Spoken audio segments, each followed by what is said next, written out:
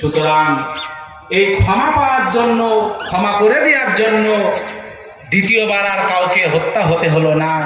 তো ন্যায় বিচার হযরত ওমরে ফারুক রাদিয়াল্লাহু তাআলা আনহু তিনি বললেন যে দেখো, এদের যে উদারতা, এদের যে ক্ষমা সুন্দর দৃষ্টিতে দেখার জন্য আমি হযরত ওমর ফারুক রাদিয়াল্লাহু তাআলা আনহু ওই ব্যক্তিকে মাফ করে দিলাম।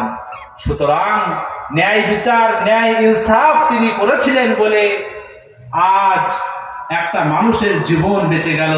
তো আমাদের জীবন এই ঘটনা থেকে শিক্ষা নেওয়ার হলো এটা, যে কোনো ক্ষেত্রে যদি আমাদের কাছে দায়িত্ব থাকে, ন্যায় বিচার আমরা করতে পারি, ভালো সুন্দর জীবন যাদের বিপন্ন হয়ে যাচ্ছে, কেসের জন্য যাদের সম্পদ সম্পত্তি শেষ হয়ে যাচ্ছে, ন্যায় বিচারের জন্য সবকিছু আবার বাঁচতে পারে।